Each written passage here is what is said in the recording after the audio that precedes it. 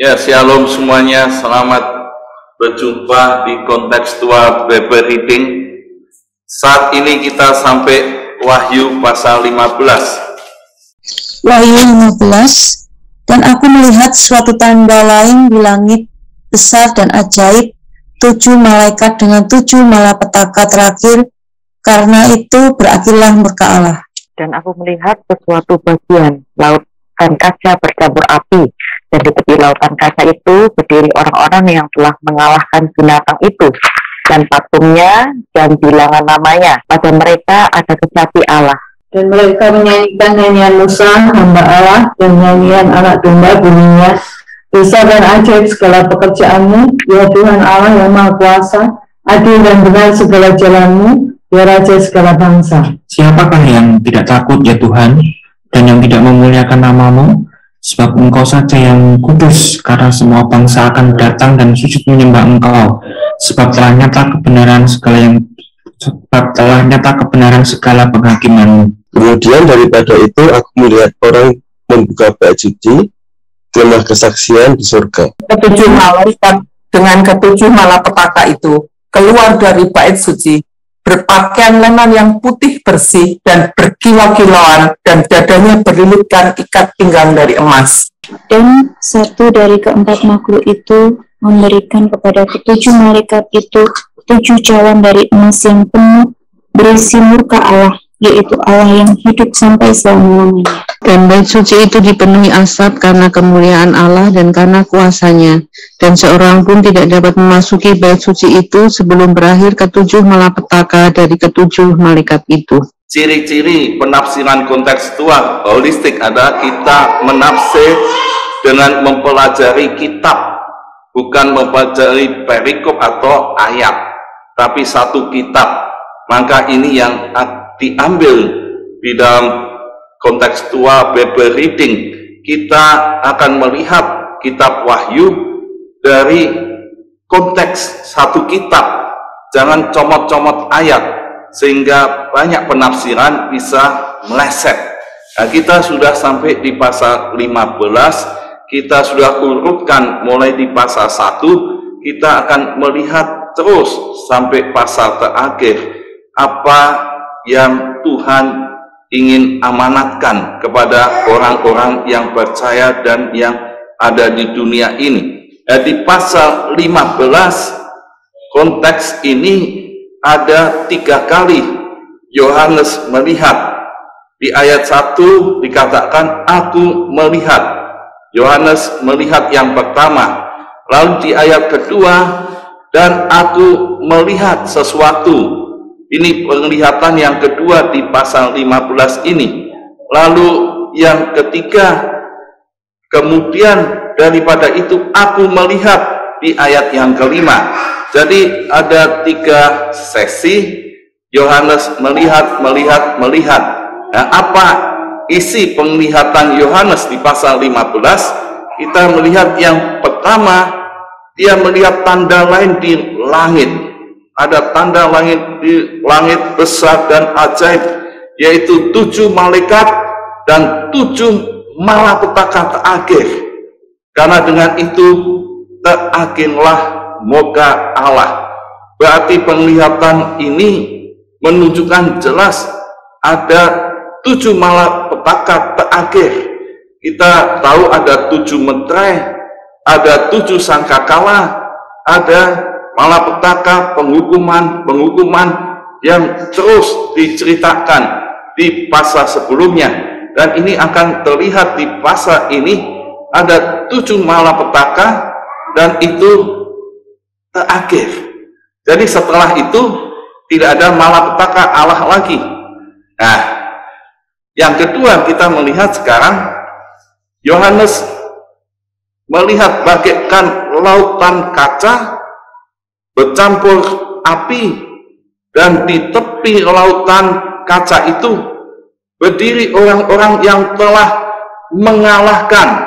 Berarti ini jelas ada orang-orang yang telah mengalahkan.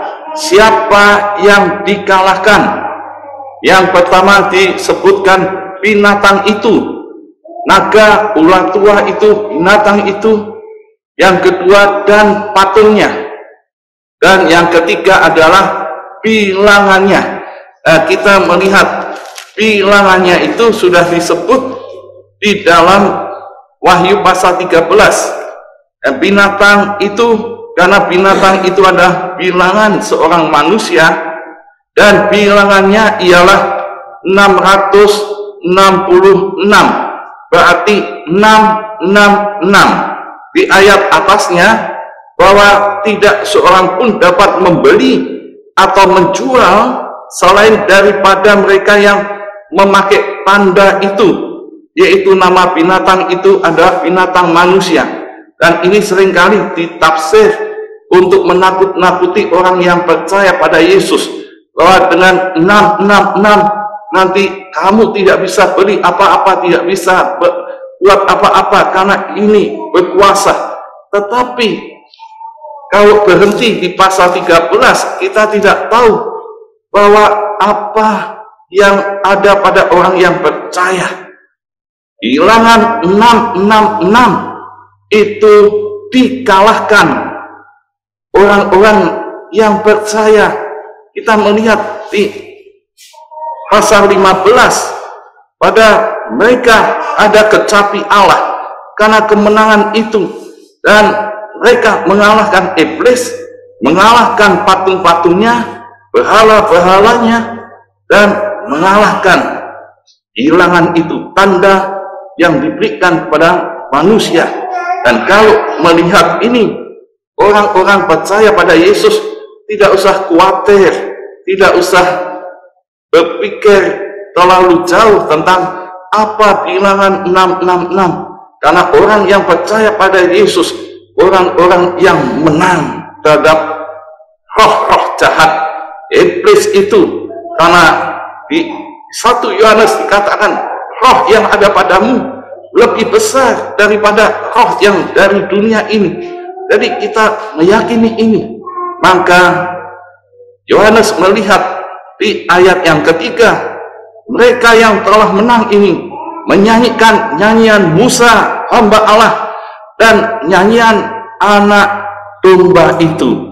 Nyanyian itu bunyinya, besar dan ajaiblah segala pekerjaanmu ya Tuhan Allah, yang maha kuasa, adil dan besar, benar jalannya, dan raja segala bangsa.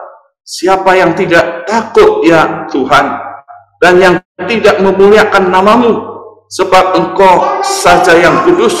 Semua bangsa akan datang dan sujud menyembah engkau, sebab telah nyata kebenaran segala penghakimannya. Dan inilah pujian-pujian, nyanyian orang-orang yang sudah mengalahkan binatang itu dan patungnya dan bilangannya, yang hanya memuji, menyembah. Dan dikatakan nyanyian Musa hamba Allah dan nyanyian anak domba Allah.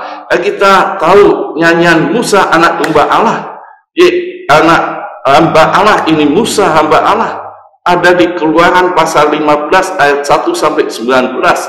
Itu konteksnya adalah waktu anak-anak sulung yang ada di Mesir dikalahkan, tulah yang ke-10 sudah berlaku dan mereka kalah.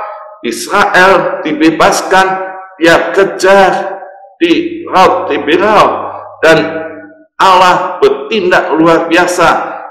Laut ini terbelah, orang Israel bisa berjalan, dan Firaun dan pasukannya, akhirnya air itu balik kembali, mereka mati, Israel diselamatkan, bangsa ini diselamatkan. Tangan Allah yang besar dan ajaib, tangan Allah yang melindungi dan menyelamatkan Israel. Maka di Keluaran 15, Musa nyanyikan nyanyian syukur bagi Allah, nyanyian yang mengagungkan Allah, nyanyian yang mengatakan bagian nyanyian itu, Tuhan itu kekuatanku dan mazmurku, Ia Allahku, kupuji Dia. Tuhan itu pahlawan, Tuhan itu yang berperang. Firaun dan pasukannya dibuang ke dalam laut, dan pilihannya dibenamkan ke dalam laut Tiberau.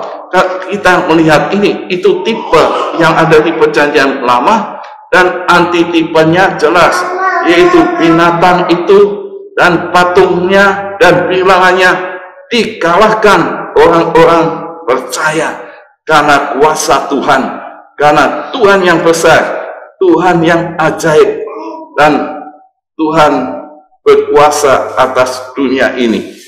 Dan kita melihat penglihatan yang ketiga, yaitu mulai ayat 5, aku melihat orang membuka bait suci, kemah kesaksian di surga.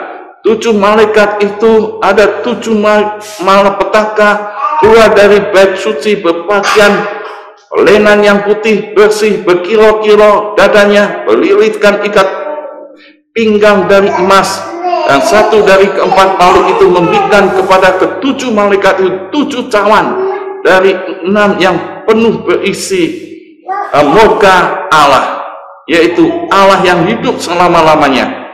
Dan kita melihat apa yang ada di bait suci, yaitu dipenuhi asap karena kemuliaan Allah dan kuasanya, dan tak seorang pun tidak dapat masuk bait suci itu sebelum berakhir ke-7 malapetaka dari ke-7 malaikat itu.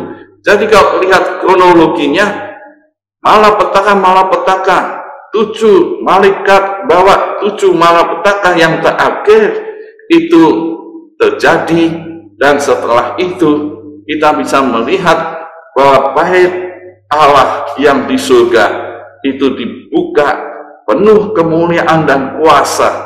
Dan kita akan lanjut di Wahyu 20:21 akan melihat ini, setelah naga itu, ular itu, iblis dimasukkan ke api yang menyala-nyala untuk selama-lamanya, maka turunlah dari surga, yaitu Yerusalem baru, ada di langit baru dan bumi baru, dan orang-orang yang percaya bersama dengan Tuhan Yesus dalam kemuliaan, dalam kehidupan yang kekal selama-lamanya. Jadi kita bisa melihat amanat teksnya pagi ini, bahwa orang-orang percaya pada Yesus akan mengalahkan iblis dan pengikutnya dan mengalahkan bilangan itu. Maka kita tidak usah khawatir, tidak usah takut, dan mereka yang mengalahkan akan menyanyikan nyanyian untuk memuliakan Allah. Cawan malapetaka Allah dicurahkan ke atas dunia ini, maka aplikasinya kita perlu yakini, apakah saya tetap beriman pada Yesus dan mengalahkan si iblis dan pengikutnya, dan orang-orang yang belum percaya, yang belum bertobat, masih ada di dalam penyembahan berhala, dosa. Kesempatan masih terbuka untuk percaya pada Yesus, menerima pada Yesus, menerima Yesus, dan mendapatkan kemenangan terhadap dosa dan setan-setan ini. Dan biarlah kita tetap terus tekun di dalam iman, hidup di dalam ketaatan, dan terus memuji, memuliakan Tuhan. Dan ini ciri-ciri yang ada di surga, bahwa besar dan ajaiblah karyamu. Kita nyanyikan lagu ini, besar dan ajaiblah karyamu, dan kita terus sampai bait Allah itu penuh kemuliaan, kita berada di dalam kerajaan surga.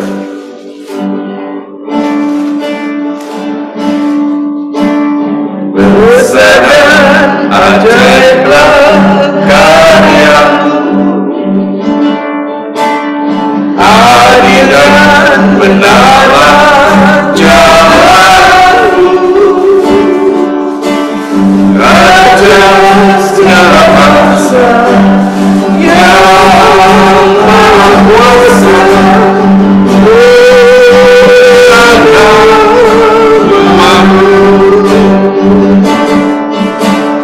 besar dan ajaiblah karyamu.